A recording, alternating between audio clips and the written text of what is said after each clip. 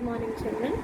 This is Ma'am Krishna. We are beginning our syllabus with demand. Now, as the slide shows, meaning of demand, it says the demand for a commodity refers to the quantities of a commodity which consumers are willing, one, and able to purchase, two, at various possible prices during a particular period of time. So certain things which we need to be careful about in this definition. One, this demand must comprise of willingness by the buyer to purchase the commodity, and two, the purchasing power, the capability to purchase that commodity, right?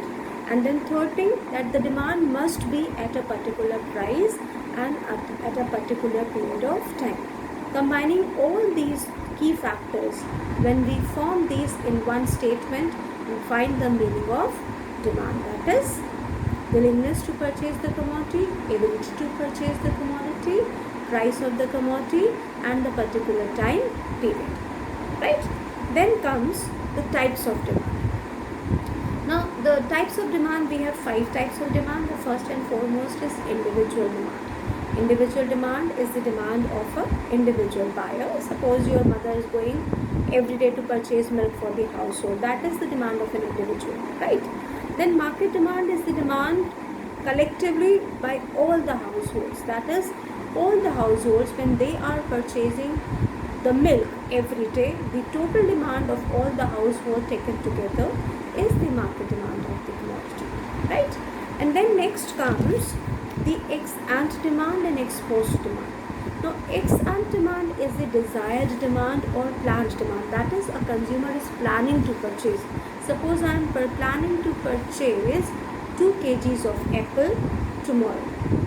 Then ex post demand is actually how much I purchase. That is the actual concept. Suppose I say ex ante that I will be purchasing 2 kgs of apple, but actually I purchase only 1 kg. That is my ex post demand, right? So ex ante demand is the planned demand and ex post demand is the actual demand. Then third comes the joint demand. When the two goods are demanded together, they are used together, such type of demand is known as joint demand, such as the demand for pen and ink, butter and bread, and so on. Then next is the derived demand. Derived demand is generally the demand for some which is generated because of the demands of some other commodity. That is, suppose for the construction material, the demand for construction material arises because of the demand for the residential houses or factories or firms and so on, right? Such demand is known as derived demand because it is derived from the demand of flats or residential houses, etc. Then next is composite demand. Composite demand is the demand when a commodity has multiple uses. That is, suppose milk has multiple uses. We can use the milk for drinking also. We can use the milk for making tea, for making ghee, and for multiple uses we use the milk, right? So the demand for such a commodity is known as multiple demand. So all these are the types of demand, and the next topic is determinants of demand. Now, the determinants or the factors are the factors which affect your demand for the commodity. There are various factors such as price. Now, when you are seeing the slide, it says market price, right? Market price and the price is the same. That is the price at which you are going to purchase the commodity, right? Now, generally we say that there is an inverse relationship between price of the commodity and the quantity demanded, right? Now, the second determinant is the price of related goods. The third is income of the consumer, then taste and preference of the consumer, then expectations of the consumer. All these are determinants which affect. There are various other determinants also. They all affect the demand of the commodity. Now, when we talk about the price of the commodity, we generally say that there is an inverse relationship between the price of the commodity and the commodity quantity demanded. So, what do you mean by other factors? Do other factors are not affecting the demand? They do. Definitely they do. Then how can we say that the demand is only related to the price of the commodity? In such a case, when we are talking out a law with price and demand, we say we assume other factors to be constant. That is, when we assume other factors to remain constant and we chalk out a relationship between price and demand, we say that when the price rises, the demand falls. When price falls, the demand rises. Is that clear? Then other factors, they do affect the demand of the commodities, such as the income of the consumer. Income of the consumer is having a direct relationship generally for the normal goods. We categorize the goods into three categories: normal goods, inferior goods, and inexpensive necessities of life. Now when we talk about normal goods, these are the goods such as fridge, TV, car, and your clothing for every day. These are the normal goods, and with such a good, when there is a direct relationship between income, when the income rises, the demand for such commodities also rises. What about the inferior goods? In such a case, when the demand, inferior goods are those goods on which the consumer, they spends a large part of their income. That is, these are such goods when the income of the consumer will rise, the demand for such commodity will fall. So there is an inverse relationship between inferior goods and income of the consumer. In such a case, the demand curve will be a backward sloping curve. Why? Because when the income of the consumer will rise, the demand for such commodities will fall. And then third category is the category of inexpensive necessities of life.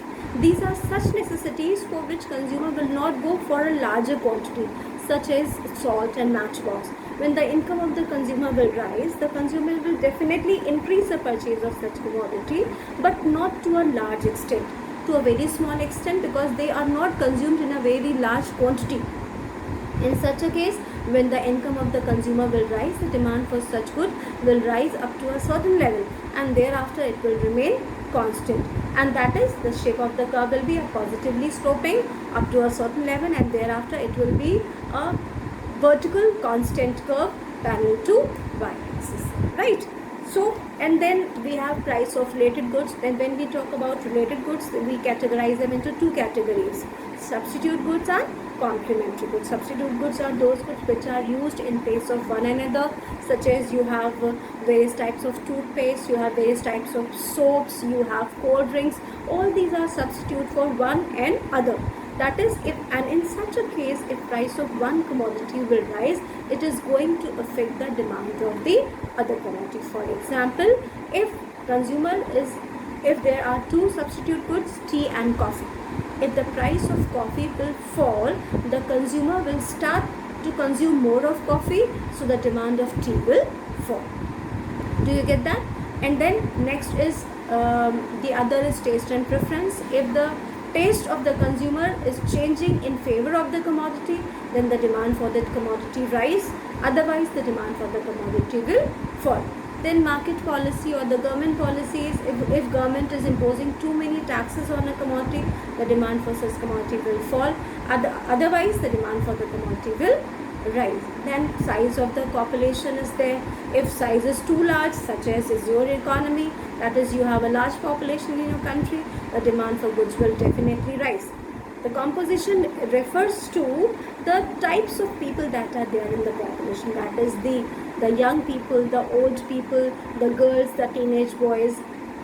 Whichever category is greater in numbers, the demand for those goods will definitely rise. So these are some of the determinants of demand which we have seen. Then next comes the law of demand. Now just when we were taught demand function, alright.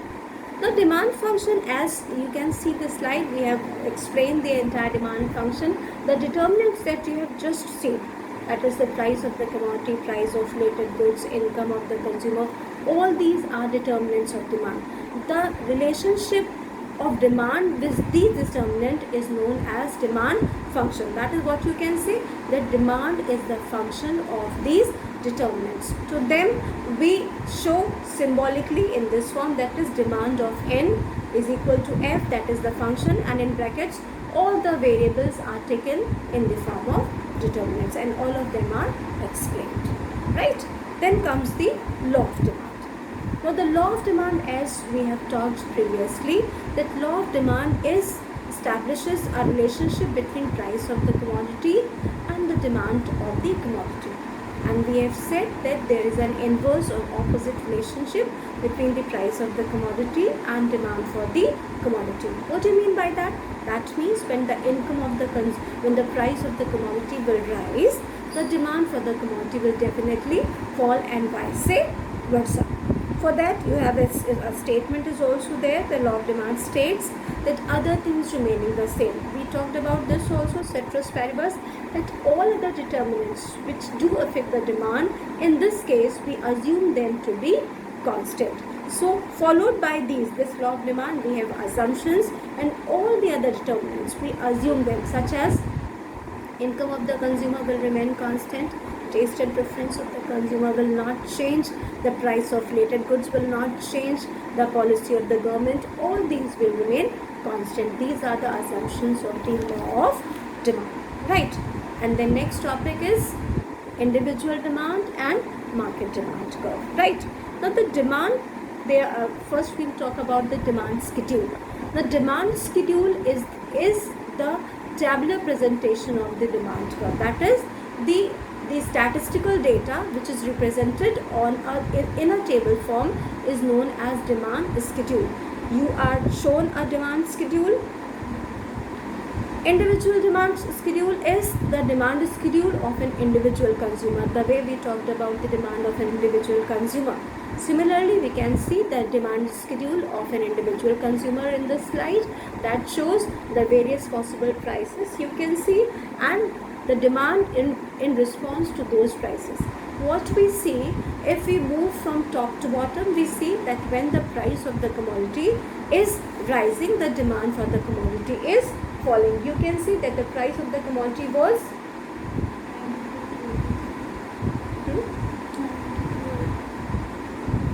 as you can see that the price is falling from 92 to 83 and so on, and so the demand for the commodity is rising. If we move from top to bottom, we see that the price of the commodity is falling and demand is rising. You can see vice versa also. You can see from bottom to top also that price of the commodity is rising and demand of the commodity is falling. Right? This is what you mean by demand schedule, and this is the graphical presentation. Demand curve is a graphical presentation of the demand schedule. Similarly, you can have the market demand.